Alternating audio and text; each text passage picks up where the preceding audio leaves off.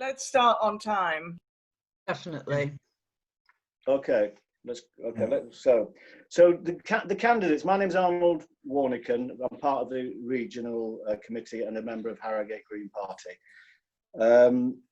I'm chairing today's proceedings, and I just wanted to check that you have received the order of service, so to speak, and how strict Tom's going to be cutting off your time. If you're really interesting, I'm sure he'll forget to do that. So there you go. No, he's nodding his head. Have you got any questions about the proceedings before we start? Okay, I have to tell you now, we're recording it. And I also want you to know that when it comes to answering the questions, I've set it up just to be fair, just a random process so that everybody goes first at some point and everybody goes last at some point. So I think we'll start with the first candidate for the leadership, which is Shahrar Ali. Then I'll go to first names after this. Okay. Are you there? I'm here. You'd like me to unmute myself in general, right? I think Tom will take control of that. Okay. I'll mute everybody and then unmute those that need to be unmuted, which is all the candidates. Okay. And that should be asking you to unmute, I think. Yes. I can't see sure.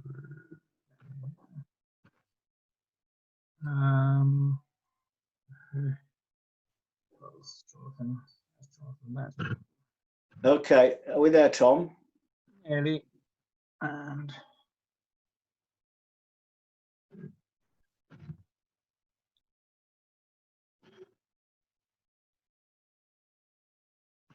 Whilst Tom's doing that, just say it will be recorded and we will be sending it out as soon as we can after today's hustings.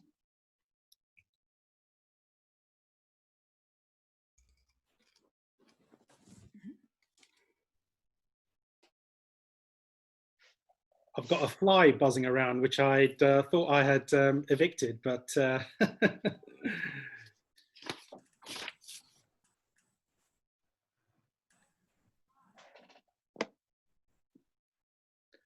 Are you ready then? I think Nick Tom, Humberston is you still ready? muted. Pardon? muted. Nick Humberston. Maybe he's not speaking yet. Oh, right. Yeah, I'm just letting you know because I just spotted It's- it. Thank you anyway. Thank Rose you. is still muted. Okay, Can that's we fine. start, please? Yeah. Are we under starters orders, Tom? Yeah. Let's go for it. Okay. Okay. okay, thank you. Okay, thank you, Arnold. Thanks, Tom. Thanks very much to Yorkshire and Humberside Regional Party for organising this first hustings, one of a series.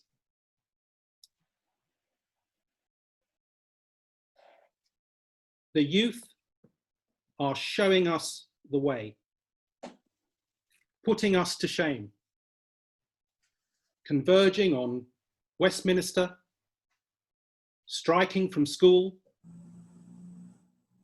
and our leaders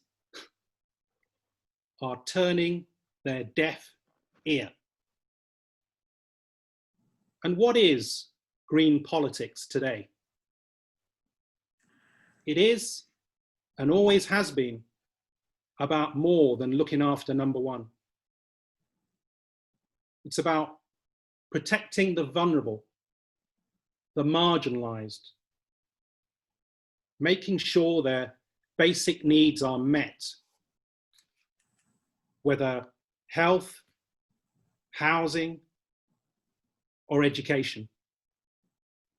Yes, socialism.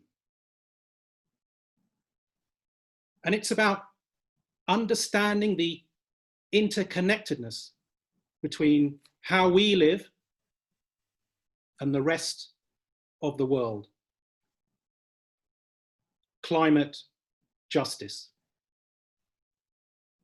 Why is it that those least responsible for the harmful consequences of climate change are those most made to suffer it? And also those least able to afford the remedial action required to deal with it. That's a double injustice. And it's not just about our contemporaries. Think about future people, 100, 200 years into the future. What would they be telling us now or asking of us if they could? I think they'd be begging us, please leave an inhabitable planet for us. And it's also about non-human animals and other species we share this beautiful planet with. A philosopher once said, all that is necessary for the triumph of evil is for good people to do nothing. We, the Green Party, are good people. And it's time to act. Thank you, Chair. Thank you very much. Plenty of time to spare. We'll go straight to you then, Jonathan. And just I can explain that Sian isn't here, but Jonathan's getting the full 5 minutes to himself. Can we unmute Jonathan, somebody?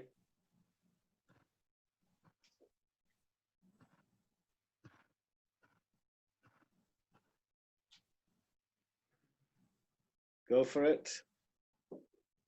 Thanks, Arnold, and thanks to the other candidates, and thank you, because despite being our busiest and most challenging period, the last 2 years have been the most successful ever for the Green Party. We more than doubled our councillors, making more gains in one election than all previous elections put together.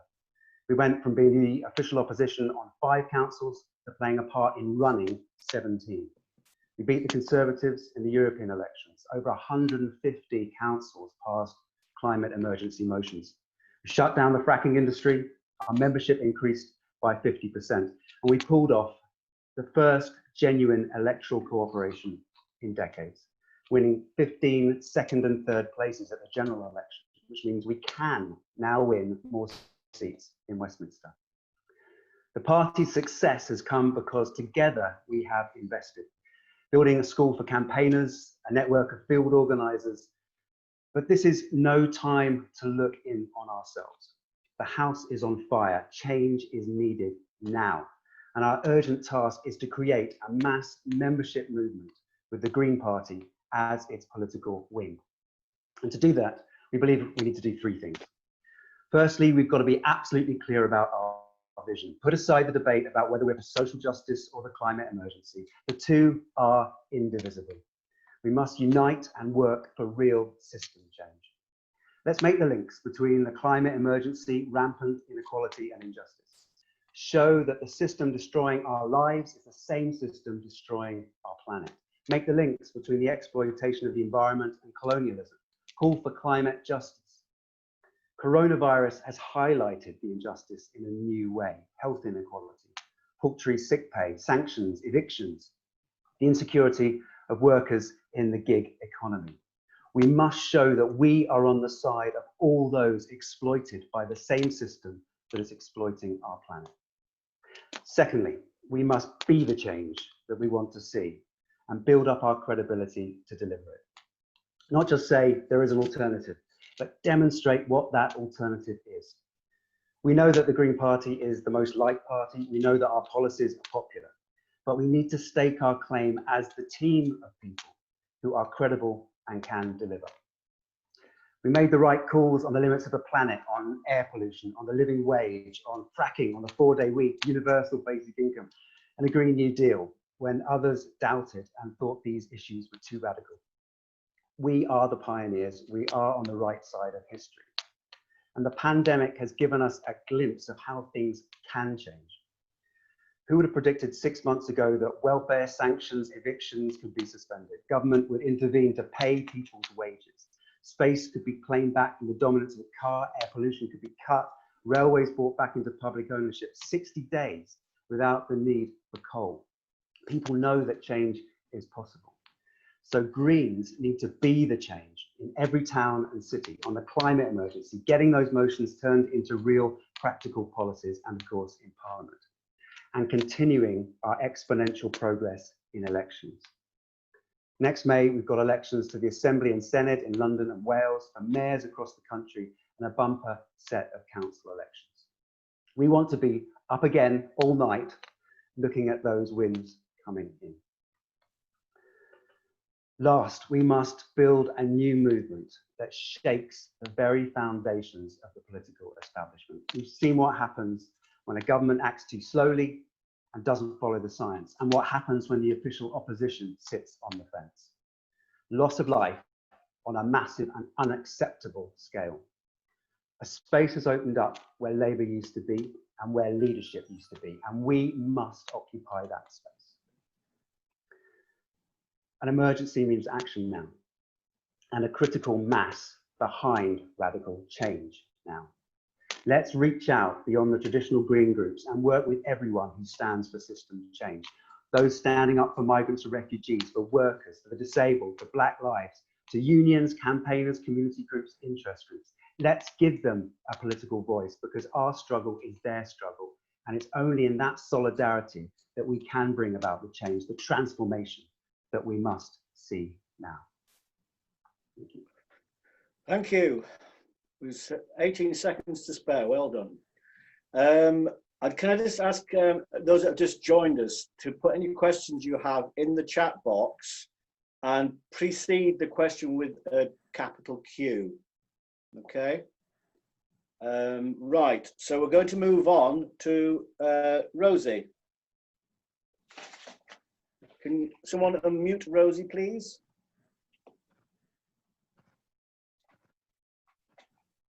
There you go. Welcome, Rosie. Hello, everyone, and thank you for organising this and for inviting us along to share our vision for the Green Party. I'm Rosie Sexton. I was elected as a Green Party councillor in Solihull last May, where we're the main opposition to the Conservatives, and I'm the group spokesperson for health and adult social care. I'm not a career politician. Before becoming involved in politics, I've been a mathematician and a professional mixed martial artist. So I was actually the first British woman to fight in the Ultimate Fighting Championship. Nowadays, I work as an osteopath running my own small business. I'm standing to be the leader of the Green Party because I believe we're at a fork in the road. And we have a choice to make about the future of our party. The hard work that we have done so far, including the hard work of Sian and Jonathan as our current leaders, has taken us to the point where we're the fourth party in English politics. And that's no small achievement. The big question now is, are we happy where we are, having some influence, drawing attention to important issues, and seeing our policies being badly recycled by the other parties? Or do we want to take the next step to becoming a major political force in our own right and to pushing for political success on our own terms, rather than expecting other political parties to carry our cause for us? If so, then I think we need to do some things differently.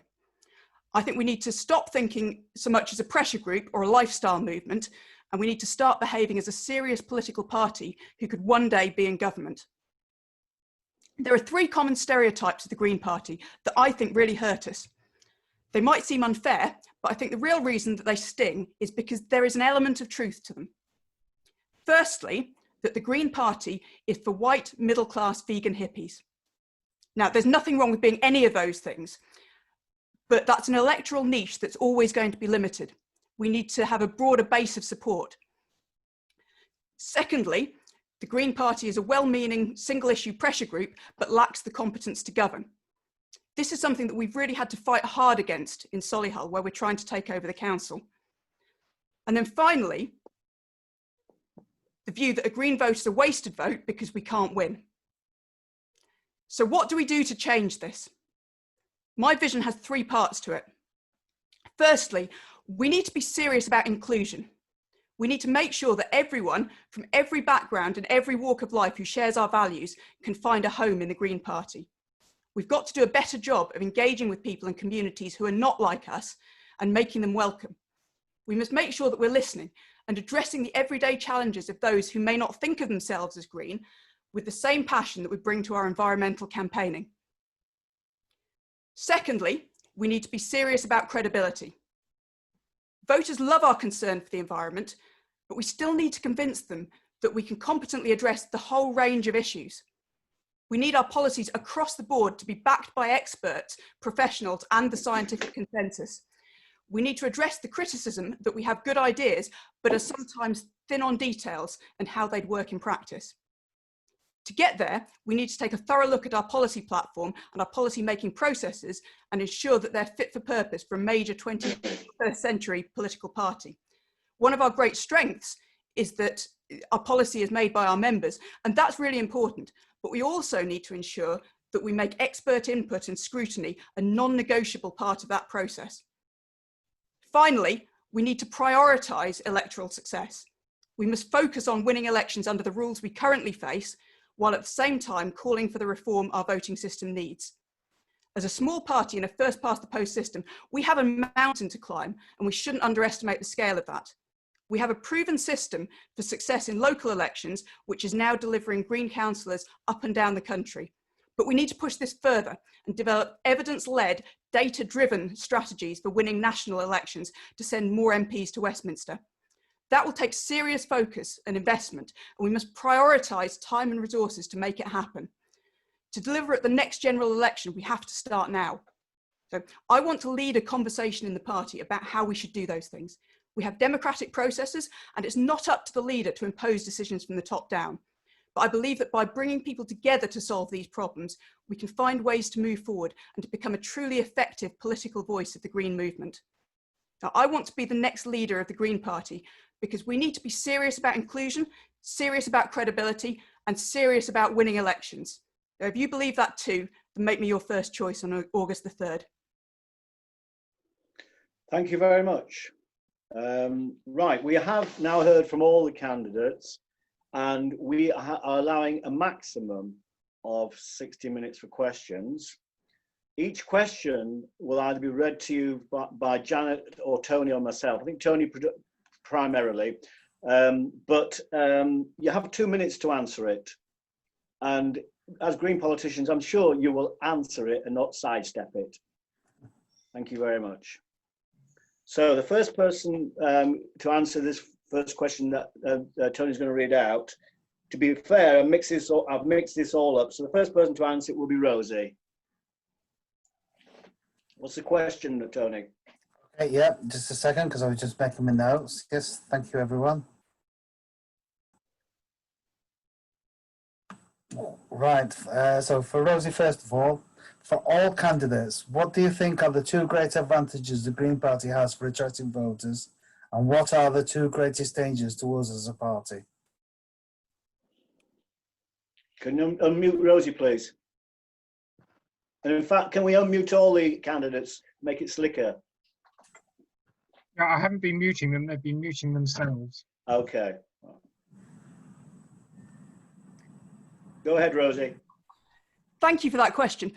So I think the big advantages we have is that there's a growing awareness of the climate emergency. And this is something that people are increasingly becoming aware of and concerned about. And also that our values have a wide appeal to a large section of the public. When we go out and we talk about our values, a lot of people will agree with us and they'll be on the same page. Our policies are popular. And this is true of people actually from lots of different backgrounds. So I think there's real potential to build a wide a wide base of support. I talked to lots of people about whether they support the Green Party, whether they vote for the Green Party, and lots of people say yes, they would, but they have reservations. And that brings me on to the dangers, which I've already mentioned in my opening speech. I think the danger is that people pigeonhole us. They stereotype what the Green Party is about. They perceive us as a limited group of, as I say, often white, middle-class, vegan hippies. And that's something that I think we need to do more to shake those stereotypes, because actually we're so much more than that. And we can appeal much more broadly across the spectrum. So that's something that we need to do. And then the second thing is we need to project competence. We need to let people know that we're capable and that we can govern. And that's going to take time. It's not something that we're going to get overnight, but it's something that we can work towards. Part of that is around reviewing our policy making process and how our policies are presented. Part of it is around reviewing how we message that in the media and the messages that we're putting out. As I say, people like our focus on the environment, but we also need to be talking about the issues that matter to people day to day, that affect their everyday lives. Because if you can't put food on the table this week, then worrying about climate change and what that will do in the future can seem like a long way off. Thank you. Well done. Next person to answer the same question is Jonathan. Thanks so much, Tony. I guess the two big advantages are that people really do like us, and I do agree with Rosie. I said in my opening statement, I think we need to translate that likability into credibility, and this is something that is an absolute urgent priority for us. And of course, our policies. This is where I slightly disagree with Rosie in that we have consistently produced the most detailed manifestos and most fully costed manifestos. So I don't think we're lacking in detail. We have that massive policies for a sustainable society, which really does flesh out in huge detail and is a kind of amalgamation of many, many years of work. And those policies consistently are liked by most people. The two greatest dangers, I think, to not being able to make that next step, which we have to make to bring about the change we want to see, I think is first of all that we turn in on ourselves. And I am worried, and I've seen this so much over the last 2 years, there is a lot of, and I think we're very honest about this, there's a lot of infighting in the Green Party. And this is not acceptable in a party that it talks about peace and justice and reconciliation. When you look at the complaints that come through, when you look at the way that people don't abide by the members' code of conduct, and if we allow our party to go that direction, we will get distracted by our own internal disputes and not face outwards. And that's the big challenge that we've got to do. We've got to start facing outwards and show the leadership that the world's looking for. And the second point is that our strategy isn't based on evidence. We've done a lot of work in the last 2 years to make sure that we're drilling down into the detail of past general election results, local election results, and addressing what the inadequacies. And that's why we now see this huge explosion in number of councillors. It wasn't just, it didn't just come out of the blue. This was years and years of work. 90% of the seats that we won in the last council elections were ones that we were targeting with good reason. And it was based on evidence. And our electoral strategy now, we're going consultation. We've got 17 second and third places on which to build. And now we're going out to those parties right now and saying, which one should we target? Because it takes 4 years. Jonathan, timekeepers cut you off. Thank you very much. Thank you. Finally, on the same question, Shahrar, please. I hope I pronounced that right. As I was pointing out at the last conference, my first language is Yorkshire. So that's all right, Arnold. Actually, I quite like it when people mispronounce my name. I can tell who's talking to who. It's quite useful. My 2 minutes has started, I take it. Yes. So the question was about what are the two great advantages and dangers, and I take it then you want 4 points, 2 good and 2 dangers. So let me try and address those and weave them in to some extent, and maybe even generate a bit of discussion with where I might differ from what the other candidates have said. I think firstly, one of our great strengths, which is also a weakness if we don't use it well or wisely, is taking advantage of the extraordinary rise in consciousness about the climate emergency. I actually don't feel we're doing anything like enough Another great strength of ours, where I'd have to beg to differ with Rosie on, the idea that we need to become just focused on electoral capacity. That would be contrary to our own constitution. We are and always have been both electoral and a campaigning organisation. And we've understood, particularly as a party which isn't just about career politicians, the tremendous synergy between amongst our members for campaigning alongside electoral politics. Because electoral politics is a means to an end. And if we can achieve that end through our campaigning, then all the better. So we really mustn't lose sight of the whole of politics beyond electoral politics. In terms of the dangers, sometimes we might get too closely associated with some campaigning organisations who are using tactics that we don't agree with. And so we also need to be able to distinguish between forms of non-violence, for example, that we do support and those that we don't. And I know that Jonathan's been tremendous also in the way in which he's, shown solidarity with that campaign and been sort of arrested for doing so. And finally, I think the danger for me is that we're simply not bold enough. And we've got to fix that. We've got to be talking unapologetically about climate change. Thank you very much.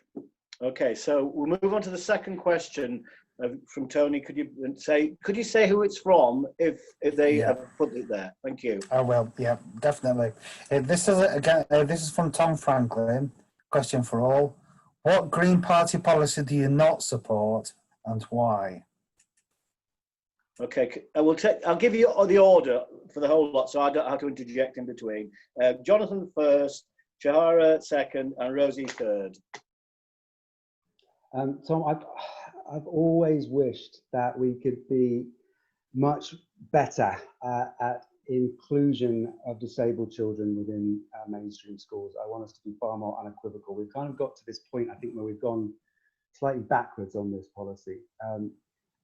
My route to the Green Party was inclusion.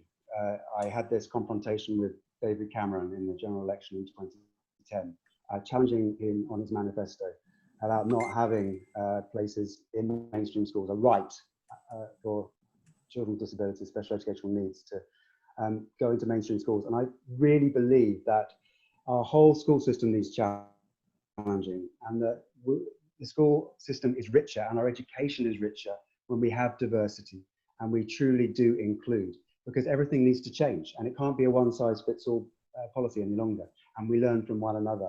And I feel like we've watered down that policy in the last few years, and I'm sad about that. So that, I think, is my big disappointment in that, and it's something that I would like us to sound out much more strongly about.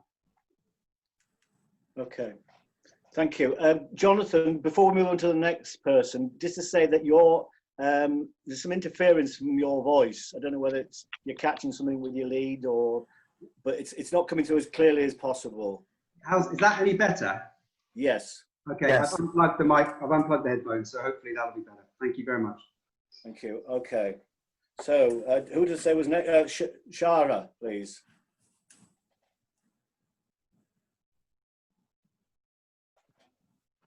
Mute. Can we unmute Shahrar, please? Tom? Oh, Okay. Thanks very much.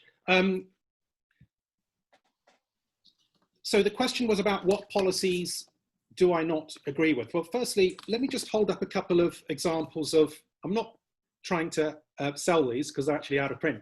Here are a couple of examples of books that I wrote, co-authored or wrote in full, which actually present Green Party policies to the public, I would say unapologetically.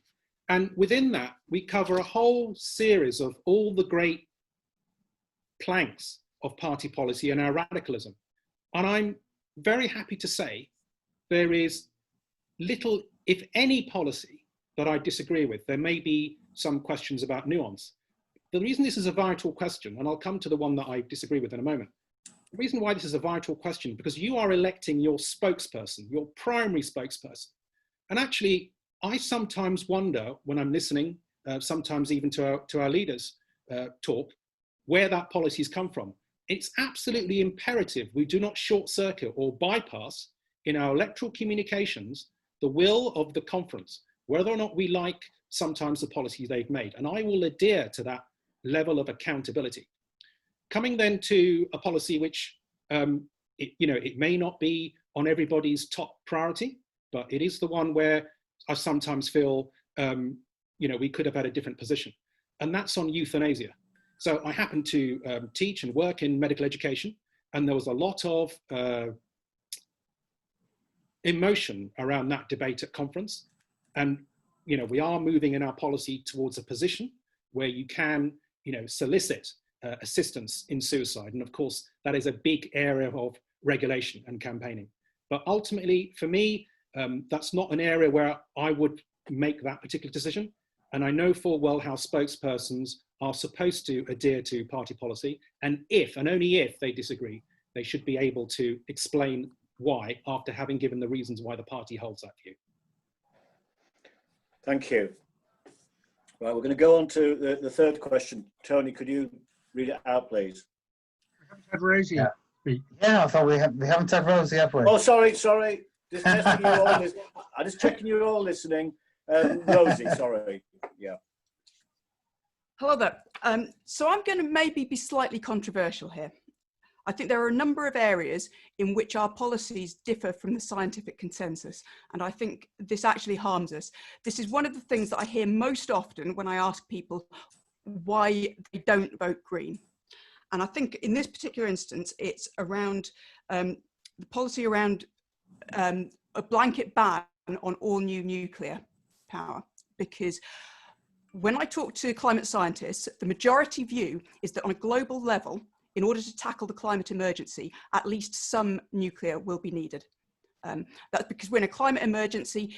It's absolutely critical that we decarbonise as fast as we can. Now, there is a nuanced and technical discussion about whether that would be the right solution for the UK. And I'm absolutely not qualified to give you the answer to that. But I think that's something that should be decided in close consultation with scientists and experts and people who work in that field, rather than by politicians who have maybe read some of the evidence, but not seen the broad, the complete spectrum of the research that's been done. So that is one area where I would say I'm not pro-nuclear. I will be absolutely clear about that. I am pro-evidence. So I will say that we need to have the best possible solution to decarbonise as quickly as possible with minimal impact on the environment, and we need to look at the scientific evidence about what that should look like. Okay, thank you very much. Right, now the third question, please, Tony. Okay, this question is from Tom Franklin, and it's to everyone, and it's, what difference to the party would your election as leader make? Okay, in the order of Shahrar first, Rosie second, and Jonathan third.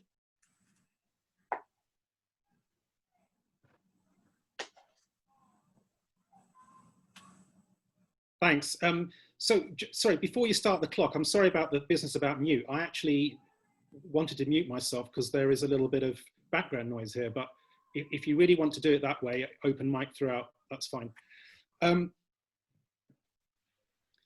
What difference would my election make? Well, I think there's a little bit of an elephant in the room in the Green Party to some extent, and I'm just going to tackle this one first. One of the main differences I feel that my election would make, over and above the fact that I would like you to vote for me first and foremost as a Green, is that it would help to drastically improve our credibility with a huge cross-section of society. And I'm thinking in particular of visible Black and ethnic minority people.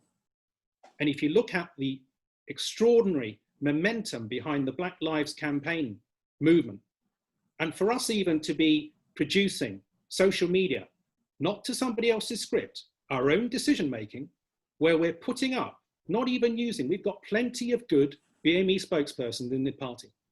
How on earth could we regard that as a credible decision to start articulating without using a face which represents the very people we're purporting to represent? So I do think you've got an opportunity, maybe not just in me either, but we do really need to be thinking about, if we want to punch above our weight, if we want to reduce that credibility gap, we have to elect a BME leader. And that would be an extraordinary thing for us to elect the first BME leader of a UK parliamentary party. So that's one of the things I would bring, incidentally, I would have to say, because it's not something I chose, but it is important.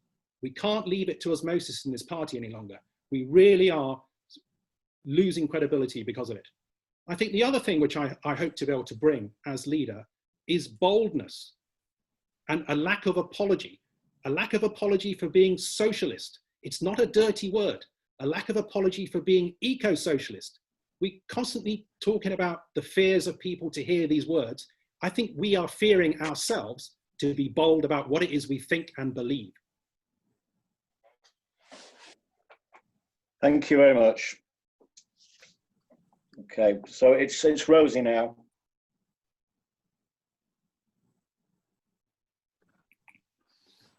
Hello, Rosie.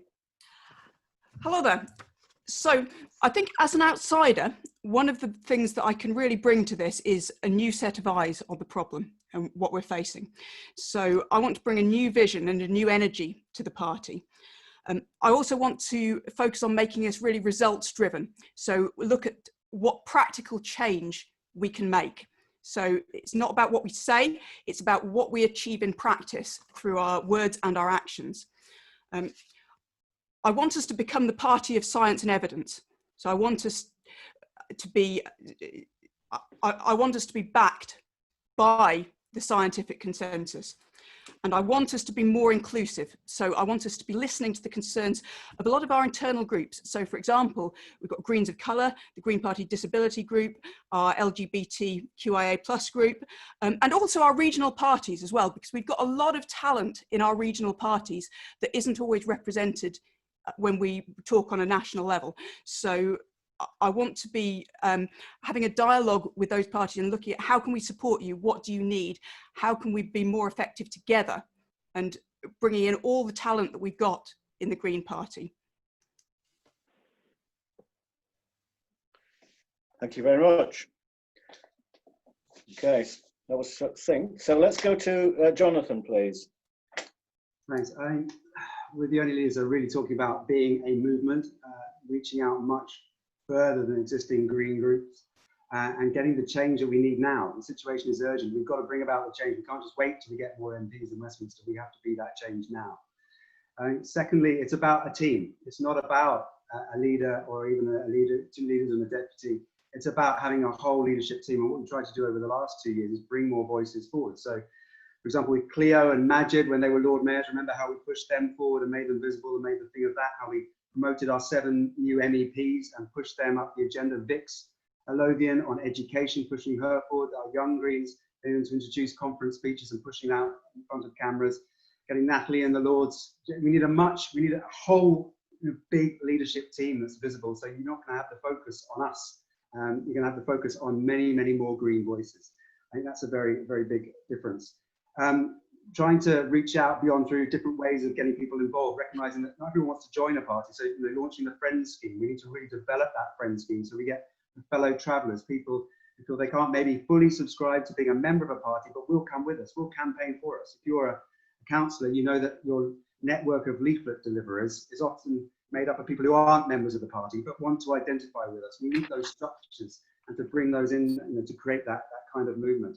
And I want us to be a party of the precariat. I want us to be a party of the working people of this country. I think it's a massive space that Labour have vacated, and we need to move into that space in no uncertain terms, unapologetically, stand in that ground. And that, so as far as I can see, that we're the only ones that are saying that. So quite a range of differences, I think. Thank you very much. Okay, there's quite a few questions coming in. What the processes that Tony and Janet are doing are collating those that are pretty similar, and then grouping them together for just make a single question. Tony, what's the next question, please? Yeah, this one's from Janet Russell, and it's, how can we attract more BAME members or more working class members? Practical suggestions, please. And the first person to come on this one is Rosie, please. And then it's Jonathan, then Shahrar. And I'm going to pronounce your name differently every time so you can't track me down. Hello there. So I think that's a really excellent question. And this is something that I really want us to be focusing on. And I think part of the issue is that we maybe don't emphasize enough that we really care about the day-to-day struggles of some of these groups of people. I think we can do more to put across that those issues that those people are facing in their everyday lives, you know, being able to keep a roof over their heads, put food on the table, there are issues with employment. All of those things are absolutely as important to us as our environmental campaigning. We need to get that across. I think we need to get into the habit of asking ourselves, who's not here? Whose voice is not represented in this discussion and why? Because it's all very well for us to be talking about what we want to do for these groups, but actually that's not good enough. We need to be doing it with those groups. We need to be bringing those people in and letting them contribute to those discussions. So we need to go out and find those people where they are and find out what they need from us and what they want us to see, and to have them involved in those policies from the very beginning. So I think we need to do much more to talk to our Black and minority ethnic communities. I mean, one of the things that I've been doing in council a lot this week is raising issues about things that Black and minority ethnic communities are facing, especially with regard to COVID, for example. I was able to ask some questions about that. So again, demonstrating to people that those concerns are really important to us. So we need to do more than just putting forward sort of token Black and minority ethnic representatives. We absolutely shouldn't be doing that. We need to grow this from the ground up by addressing those concerns and by meeting those people where they are and bringing them with us. Thank you very much. Okay, Jonathan. Thanks. I totally agree with you, Rosie. I think that's a great answer. More drilling down a little bit into that specifically, I think target to win, we've got to reevaluate it, because it makes us often in the criteria where we select target wars, it makes us shy away from areas that might be too difficult. And I think the field team needs clear direction not to do that. In Lambeth, I'll give you some examples of how we've made differences in both those areas that were asked in the question. First of all, we've become the party of the estates. In Labour's safest seat in Lambeth, we won it. We had the biggest swing I think you've probably possibly ever seen in a council election. Because we were fighting estate demolition and our candidate moved on to the estate. We recruited from the local community, we stood alongside people, we lived with them, and we become the party of the estates. In 2015, 2 of our 3 parliamentary candidates were people of colour, and we've gone out to actively recruit candidates who are people of colour. So the Cold Harbour by-election, crucial election for us, we threw everything at it. And we asked Michael Gross, who's the son of Cherry Gross, who's there at the trigger for the Brixton riots. Very well known in the local community. Michael stood for us, a community worker there, because we reached out to him. He joined the party and he stood as our candidate there. So as Rosie says, we've got to be very, very active, and we've got to give that direction, but it's got to come through the field teams, and it's got to come through the institutions like Target to Win, around which we're basing our election campaign. Thank you, Jonathan. And then on that question, Shahrar, please. So the question was, how can we attract more BME members? Well, let me start from... And I think it referred to working class as well, I think. Yeah, working class as well, yes, please. Thank you. Of course. So, well, let me start with that then, because there is a question about intersectionality, which is very important. And this is the way in which, for example, an individual might be characterized in more than one way, and that actually magnifies their oppression and the prejudice that they face. Think about Black trans lives matters. Think about people in COVID environments who are disproportionately impacted by deaths, such as BME workers, and they often are of the working class. In terms of how we can reach out to these people, well, I was the first BME deputy of a UK parliamentary party, and that was this party, and I'm very proud that I was elected in 2014 to 2016. And I found that being the visible face in the leadership team made a tremendous difference to others in the party. There were lots of members who were feeling pretty marginalised, actually, who might have been able to identify me, who came out of the woodwork, who started campaigning. Of course, I don't just take sole credit for this. Greens of Colour was another organisation which I helped launch, and they've been tremendous in doing what they're doing. And I think promoting those politics which actually speak to those communities is one of the most important ways that we can raise our credibility, bring people from those communities into the party. And as others have said, nothing about us without us. Those are the individuals within those communities who are best able to articulate their concerns and voice for themselves. So in terms of work that I've been doing, I've launched an environmental leadership program within an organisation called Uprising. And they regularly ask me to speak, and they are particularly focused on the BME community to try and get them more involved. In terms of target to win, I've got 10 seconds. Rosie earlier said that we need to be data driven, and Jonathan has pointed out that this may not always lead us to a more diverse conclusion. Just think on that. Thank you very much. Right, so Tony, question 5, and it's answered first Jonathan, then Shahrar, and then Rosie. Okay, from Jasper to everyone, how will you as leader balance parliamentary work and extra parliamentary activism of the party? So I'm not in Parliament, I'm not quite following that line. I mean, I work very closely with Caroline, we all do. I think it's very important to amplify what Caroline's doing, to build on it. Of course, Parliament isn't just Caroline, it's Jenny and Natalie as well. And having more figures that we can point to in Parliament, the better. And we have regular calls. Polcom is where the kind of balancing happens. Polcom is a subcommittee of the executive, and we're trying to get it to operate in a way that it's a shadow cabinet. So we get Caroline, Jenny, Natalie, representations from our councillors. We've invited our liberation groups into that, so their voices are heard. And that's where we coordinate the work and try and get that balance right. It's important that we aren't, we set our priorities, but also that we're not duplicating, and that we get our messaging joined up as well. And that kind of comes under the political strategy as well. So nailing that political strategy is also absolutely crucial. So I imagine that the question is about really how we do that as a party rather than how I do that personally. But it's also, I think, making sure that we are amplifying and using our councillors as much as possible in that process, because that's where we have so much political influence and power. 17 councils now where we're holding the balance of power involved in administration in some way. So particularly the last few months, Sian and I have been having regular calls with the Association of Green Councillors, listening to them about what's been going on with coronavirus and feeding that back into Polcom and the decisions that are made, the Central Party, then going back to those councillors, trying to amplify what they're doing, using what they're discovering, where there are gaps in provision in local councils, and making sure that those are addressed at the national level and also in Caroline's and others' parliamentary work. So getting that coordination is really crucial. I think we've made big steps in getting Polcom running very, very effectively in that respect. Thank you very much.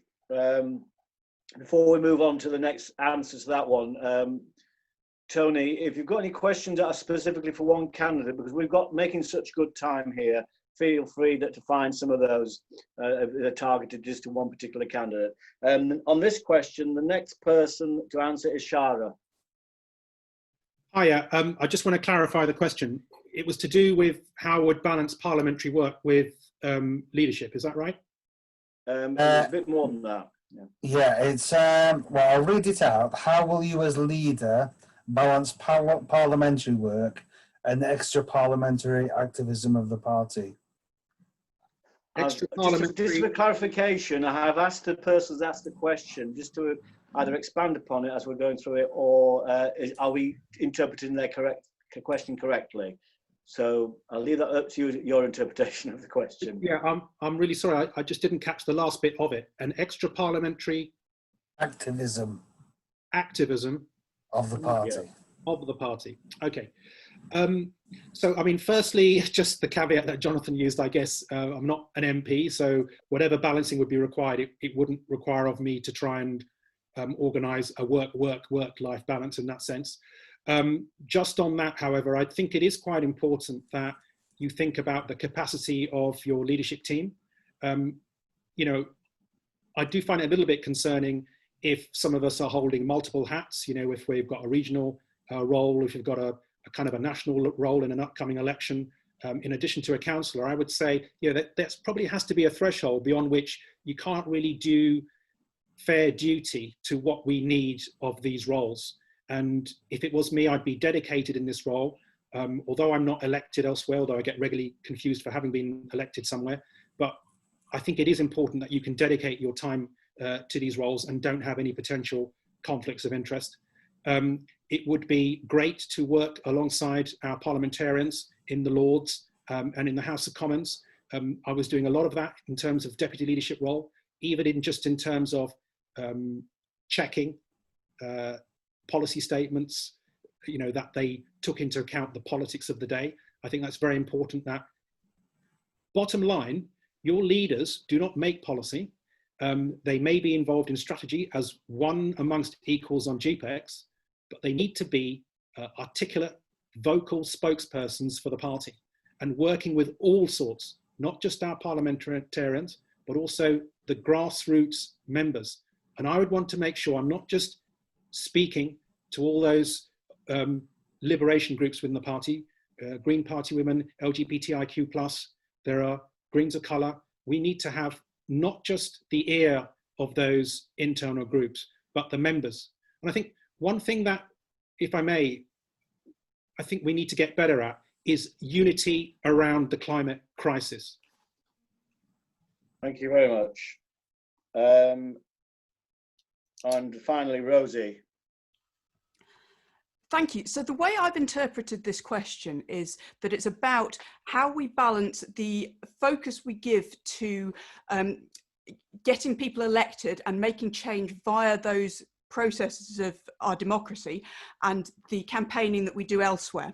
So I think that as a political organisation, most of our focus should be around being an effective political voice and engaging with those democratic processes, because that opens a lot of doors. This is something I've discovered as a councillor. People listen to you because you've been elected. So I can talk to the media, I can talk to committees, I can talk to representatives of health service organisations, for example, and they will answer my questions and I can give them input because I've been elected. So that's something that I think is really important to focus on. Now, there's a lot of excellent organisations out there that do a lot of good campaigning work. So we've got Greenpeace, we've got Friends of the Earth, we've got XR. You know, there's lots of those organisations, and that's really important. It's vital that people are doing that. But the way I see it is that's actually not our primary role. As a political party, I think it's our job to be an effective political voice of the Green movement. And that means getting seats at the table so that we're involved in those decisions, because having a Green in the room when those decisions are being made can make all the difference. There have been a number of decisions. I've been sitting on various committees as our health spokesperson, and there have been a number of decisions that I know have been taken because of the concerns that I raised there.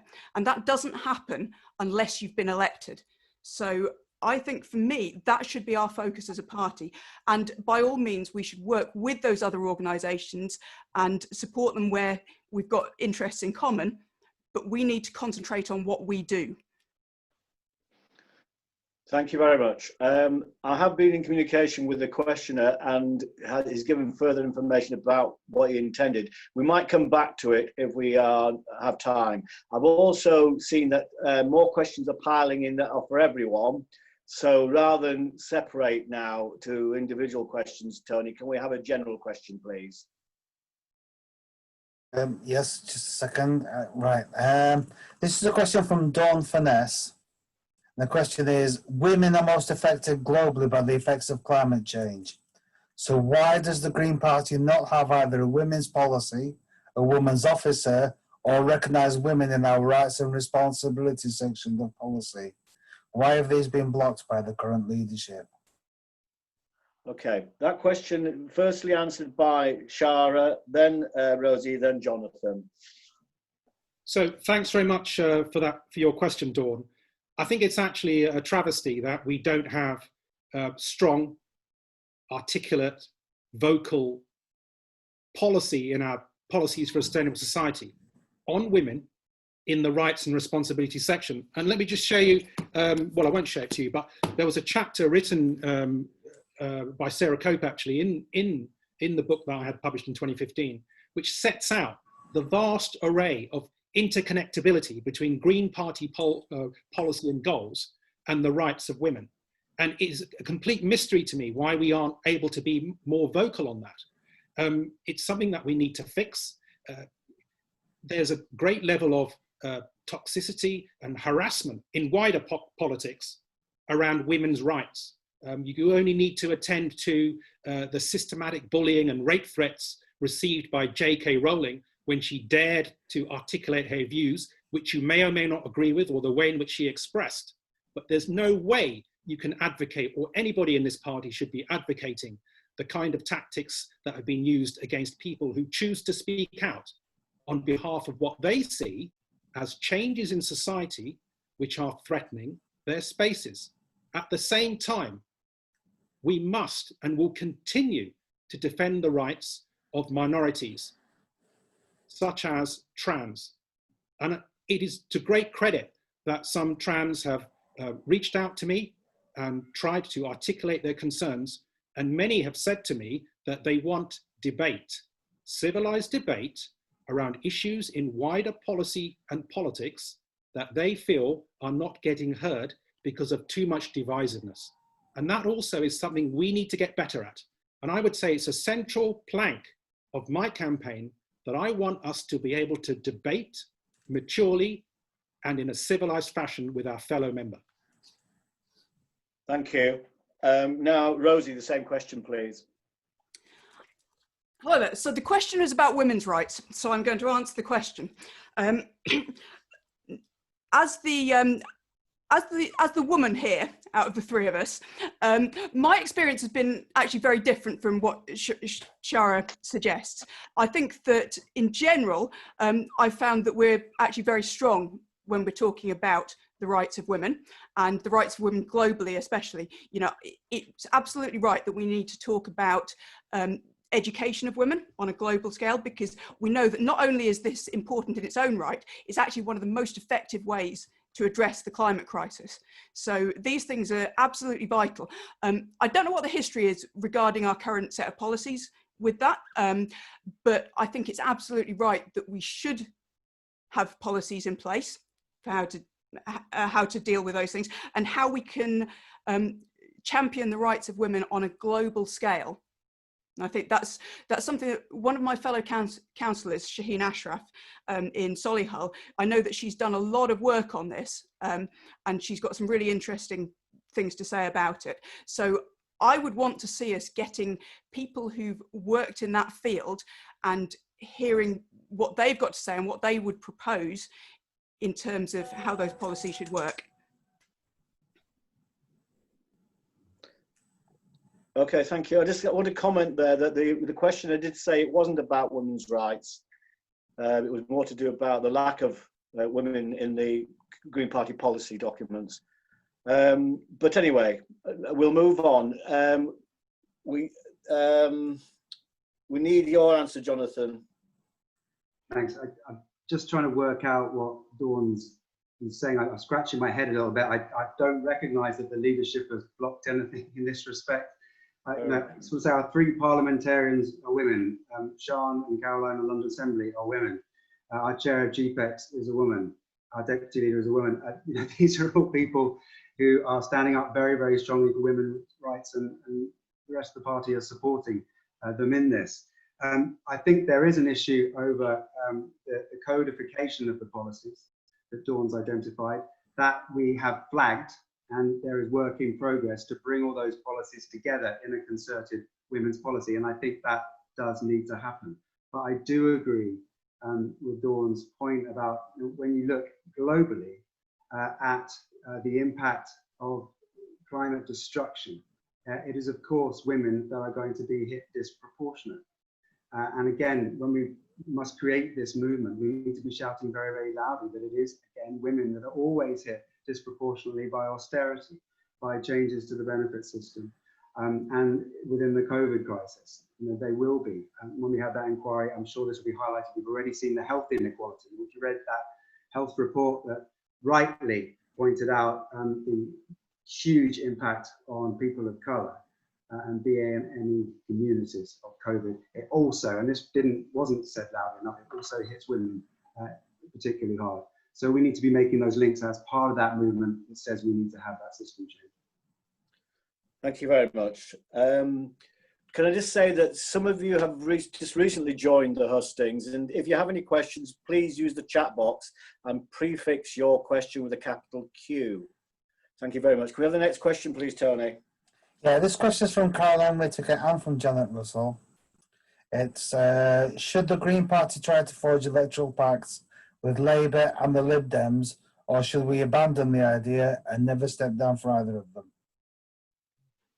Okay, I think there was a question a bit like that from me as well. Oh, I think it was from maybe, you, maybe it's been attributed to Janet when really, yes, it's okay. Yes, right. If it's a good question, I'll claim it. If it's a bad question, Janet can have it. Right, so can we have firstly on this Rosie, then Jonathan, then Shahrar, please. Rosie. There's a short answer to this and there's a long answer. So my short answer is no, I don't think we should be looking for electoral pacts. I think we should be looking to have political success on our own terms. The slightly longer answer is that I think in the 2019 general election, we were looking at a slightly unusual situation. And I recognise that the specific concerns around the issues with Brexit and why that was put forward as a deal. And at the time, I recognised that there was a value to trying to work with those other parties. I think in hindsight, certainly having looked at that data about how people have voted, I think that was a mistake. And one of the problems with electoral pacts is that votes are not trading cards that can be swapped between parties. And voters resent any attempt by political parties to do that.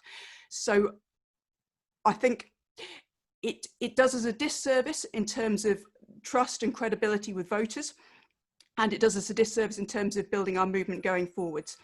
So in future, while I wouldn't say absolutely never under any circumstances, it would certainly have to be under an extremely unusual set of circumstances.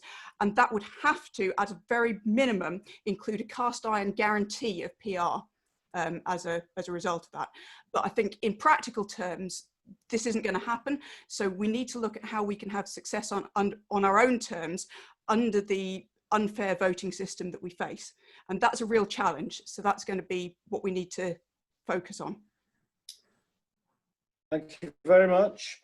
Same question then, Jonathan, please. Unmute. Tom, unmute. Thank you. Thank you. No, we shouldn't go looking for electoral pacts. Sian and I said very clearly when we were elected that people would have to come very strongly knocking at our door if they wanted to make it happen. And actually that put us in a very, very strong position. And that's exactly what they did. And it was able of us to control the situation when it happened in 2019. It's not a decision for leaders to make, it's a decision for the membership to make. And that's why we went out and consulted the membership wide and said, is this something that you want to do? So I can tell you my feelings, but ultimately this is a decision that we need to base on evidence and what the membership wants. I agree with Rosie that voters are not, you can't trade people's votes. I disagree with her that it diminishes votes. Actually, there's an income, what we found, there's a bonus. People do like it when parties work together. And we saw that in the swings in 2019, that when there was collaboration, the sum of the parts was greater. On the issue of electoral reform, next general election is 4 years away.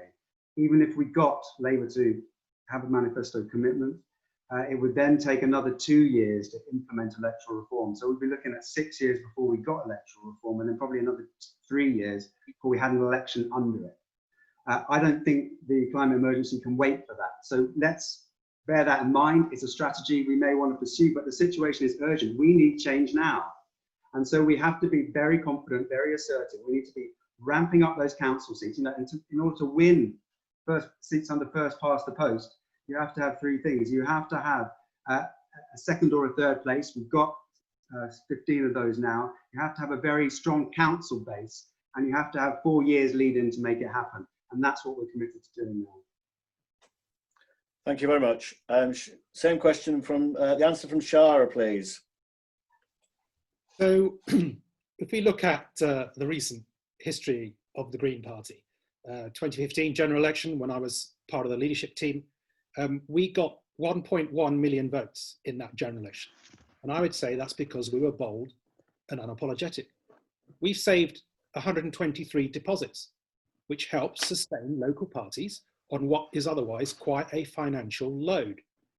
In the 2019 general election, just 4 years later, and I know Jonathan's spoken about successes over the last 2 years, and credit to him in his role in that. But Jonathan was the benefactor of a Lib Dem pact. And he says also that it was a democratic decision mandated by conference. Of course it was. But our leaders were pushing for that. They did not, they put that to us. They wanted it. And we can see evidence of the results, moving from 123 deposits saved to 31 deposits saved. And I would say, ultimately, we must, as human beings and politicians, learn from our mistakes. And we didn't learn from our mistakes. We tried it in 2017, the failed progressive alliances yet again. And what I feel is that as primary spokespersons, yes, we do have some influence about how decisions are taken, particularly with respect to political strategy.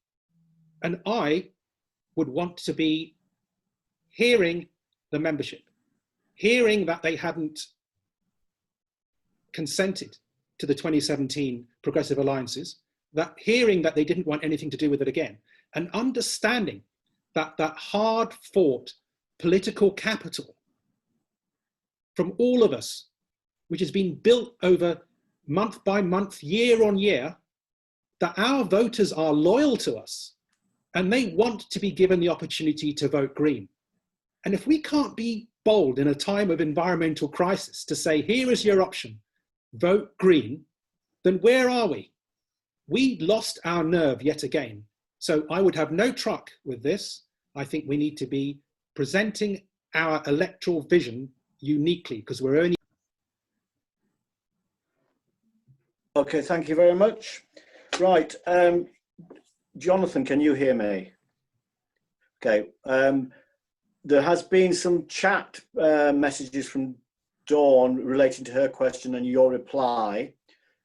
Would you consider giving her a reply in chat, please? Because I think we could dominate the rest of the discussion otherwise. Is that okay with you? I respond to Shahra's point that I benefited. It's a personal point, and I think it needs addressing. Okay, well, I think then I'm happy, seeing as you raised it. Before you go further, Tom, yes, you can respond to that Shahra point, but also would you consider going back to Dawn in chat just to answer some of her? Thank you. I've actually got a message from Sian, and I'll put that message in the chat. Okay, so you can come back to Shahra on his point now. Yeah, just to say that I think it's important that you show leadership. Dulwich and West Norwood, which is the constituency has been referred to, it's my patch. It's where it's Lambeth. It's where I'm a councillor. I was selected there democratically by the party, and we got the biggest swing in the country for the Green Party in Dulwich and West Norwood as a result. And we've now got a second place where someone else can maybe step up and become potentially the MD. I don't think it's very. What's the right word? I think this is a win for the party. It's not a win for me. And so I think the allegation that I benefited from it personally, I think is a little bit mischievous. Okay.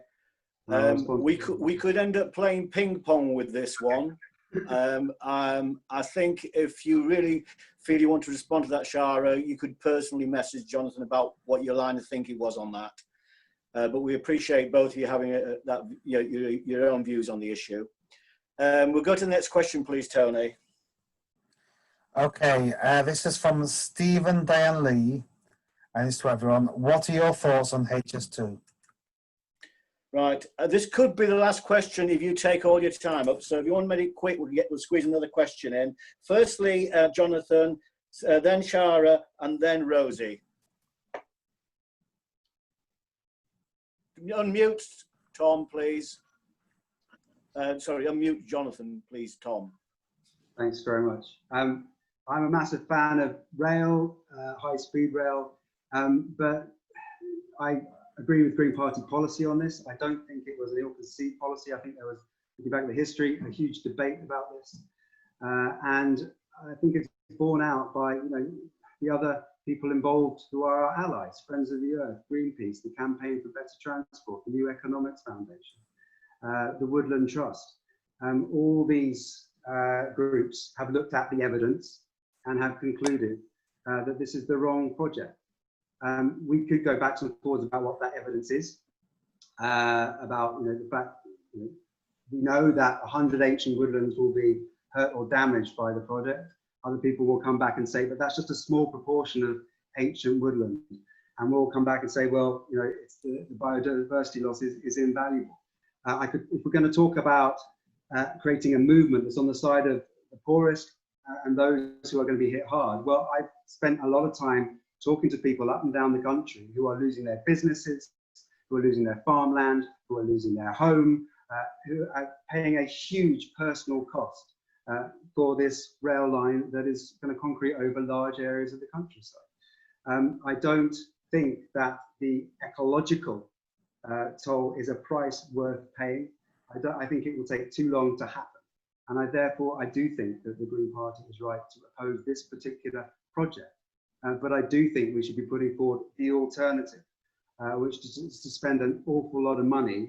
This money will be borrowed, but rather than putting it into HS2, we could be putting it into a rail and bus revolution right around the country that increases capacity on our railways, puts bus services into rural areas where they don't have them, and have that real transport revolution. And there is an opportunity cost of pursuing HS2, so I oppose it. Thank you very much. Shahrar, please. Hi. Just to check something, if I don't use all my 2 minutes on this question, can I respond back to the other debate? Which other debate? Just to respond to Jonathan.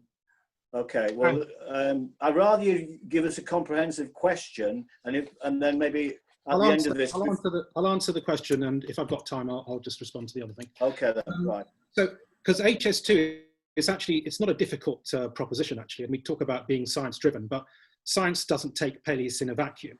We need to look at the overall resourcing of HS2, and for all the years that we know it's been a project to be spoken about, the costs have been spiraling in the way that only the government knows how to do. Oh, what's 20 billion between friends? Let's call it 60 or 80 billion. And so this is the ultimate cynicism in a lack of financial control about projects of this sort.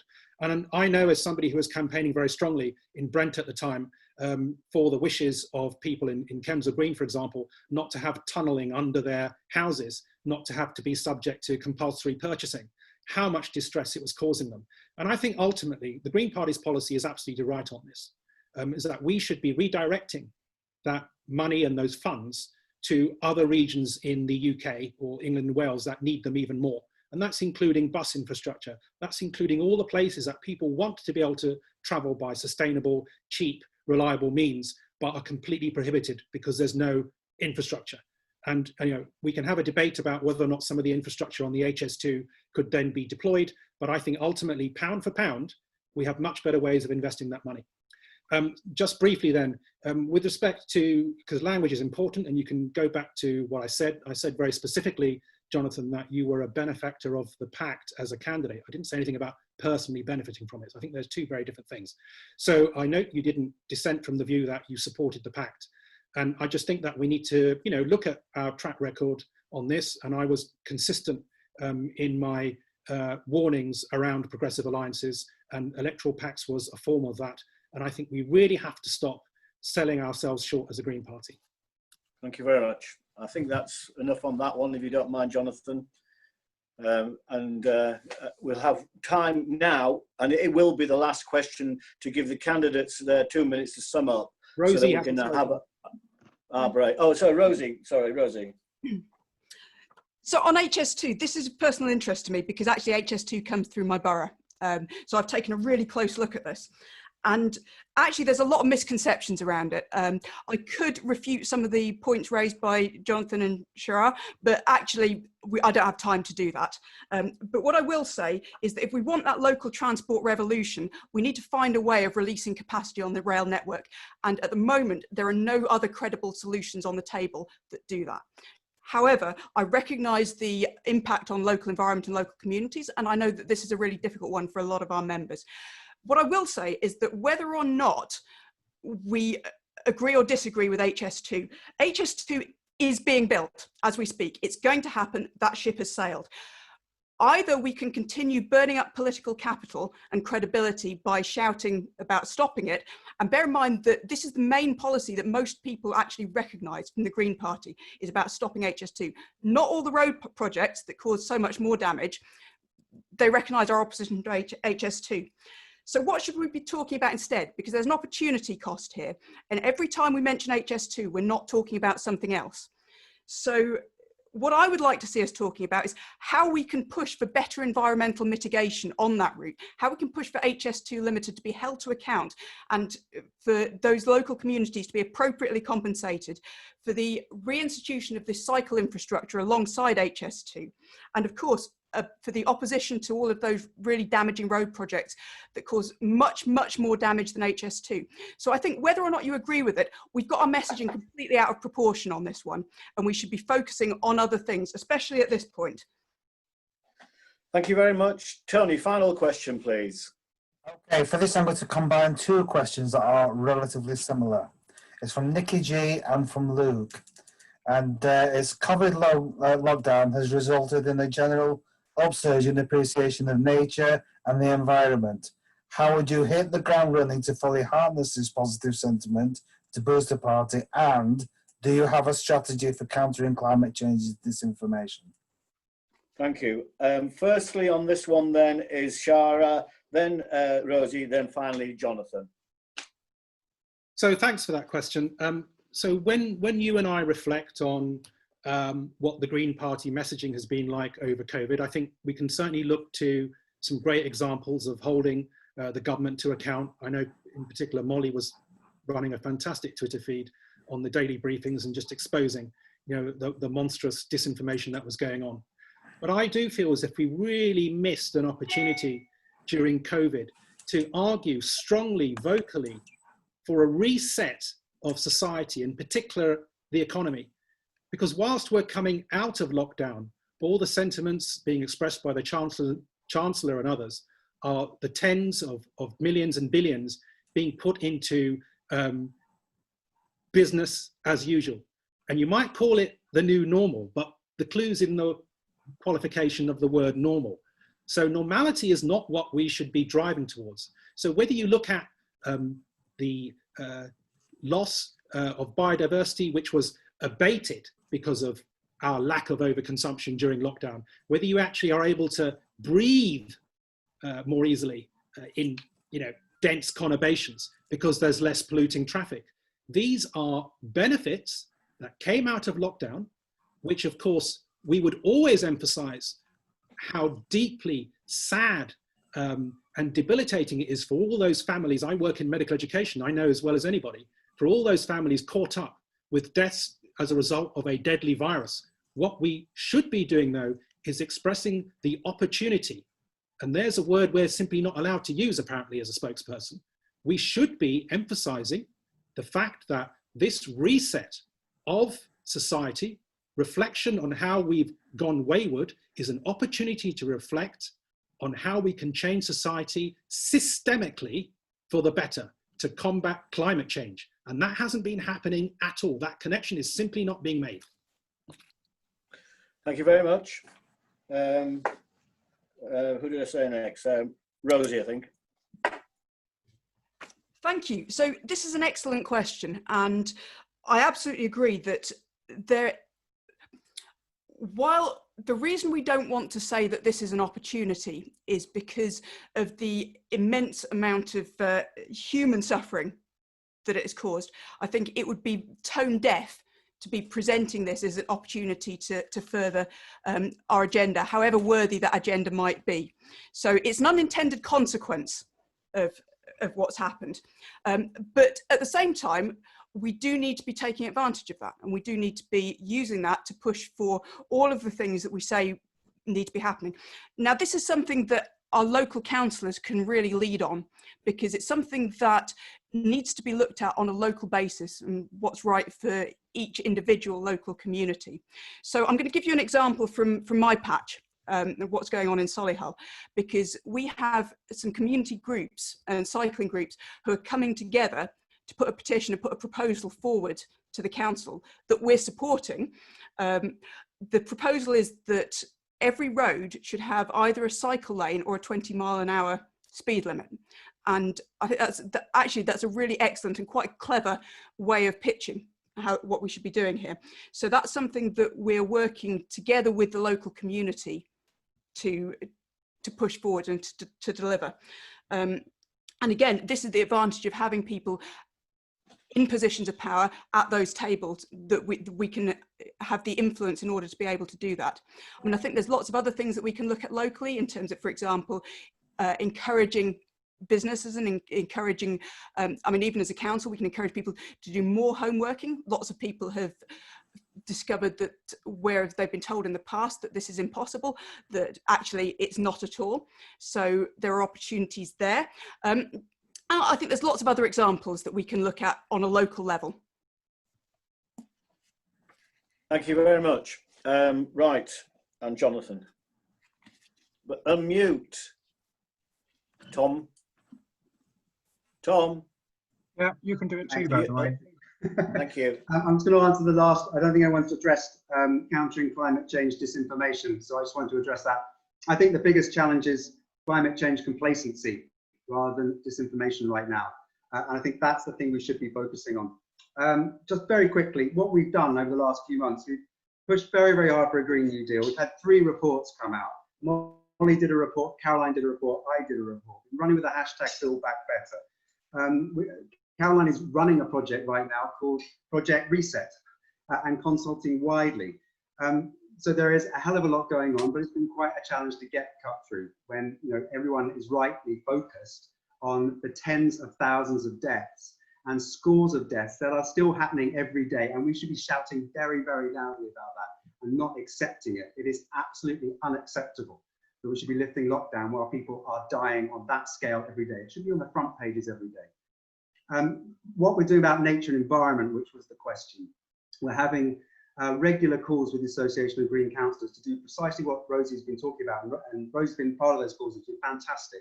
Looking at what councillors are doing to reclaim road space, to take advantage of this glimpse of a different future that is possible, particularly around nature. We all saw suddenly in our towns and centres nature coming back in because there was a lack of activity. We saw what a difference we could be making.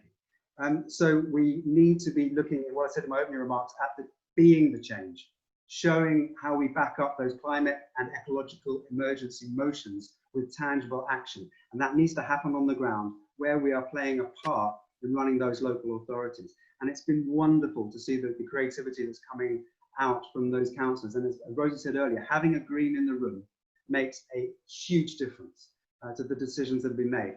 In Lambeth, we were the first borough to produce a transport strategy to reclaim road space, to put in low traffic neighbourhoods, to put in cycling and expand pavements. I think because we had a green opposition, that's the kind of difference that we are making right now. Okay, thank you very much.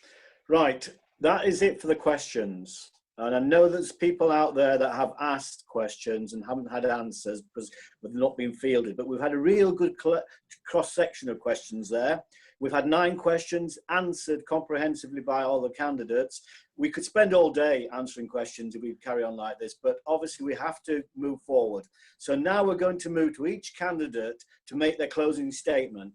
You have 2 minutes each candidate, and we're going to have the first person to make the closing statement will be Rosie, then Jonathan, then Shahrar. Okay? Rosie, please.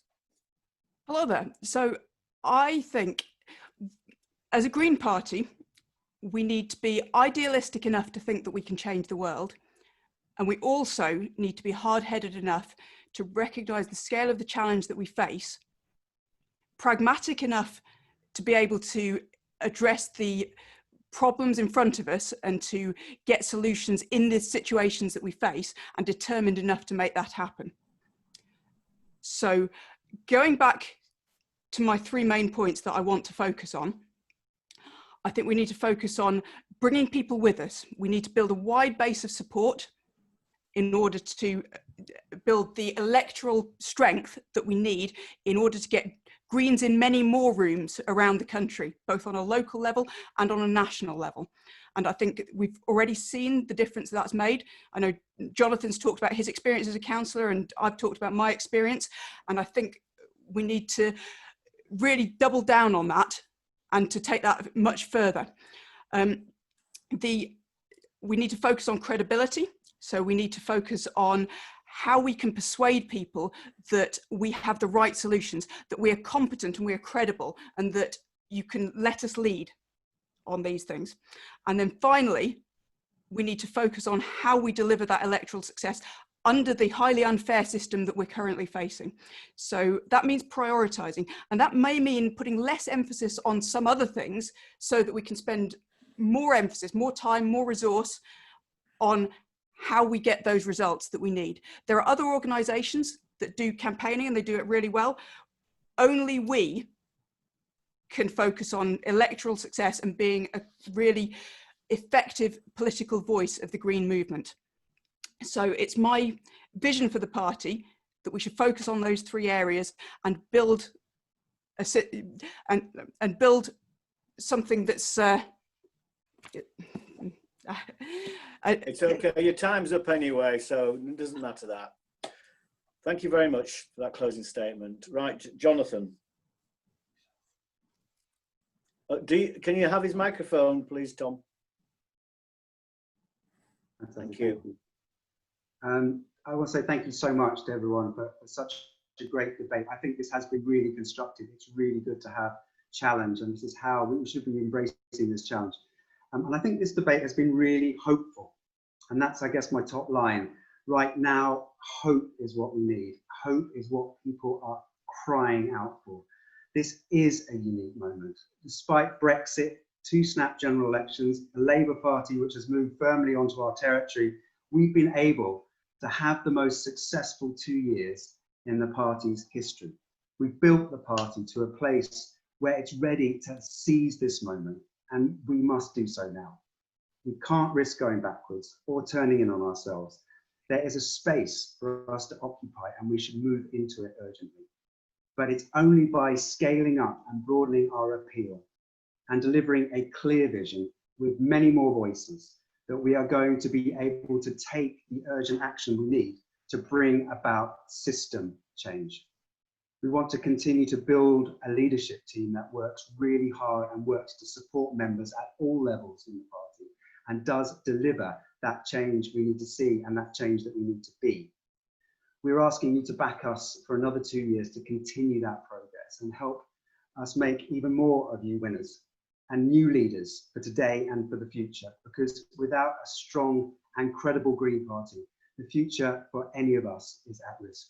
This is our moment. We must seize it with both hands. We must reach out to others and build that movement, be the change we want to see. Hope is there in our collective passion for the possible. Change will happen if we come together. The time is now. Thank you very much. And the final closing statement is Shahrar, please. Firstly, just to echo what Jonathan said, sorry, I can't shake your hand, Jonathan, you know I mean it. In terms of, you know, the quality of the debate, I think we've had a good range of questions and an opportunity to spell out, you know, differences, and I think we all belong to that green family. But I would just like to highlight what I take to be, which I think have been confirmed, some key differences, and I think you need to think about that. And politicians all often talk about change as being a good way of electioneering, and I think that's actually what's being offered here. I think you've got an opportunity to get beyond your comfort zone here, whether it's electing the first BME leader of a UK parliamentary party, and I've stated I hope can, you know, reasonably convincingly, and if you look at my record as deputy leader for 2 years during a very successful general election in 2015, that you would be electing first and foremost a Green. But in terms of, it should be an important plus factor. If you're finding it difficult to choose between your candidates, I think it's a very important thing, because we can't just leave it to osmosis. We have a major credibility gap. We're not reaching out to the very people who have most to benefit from our policy and our politics.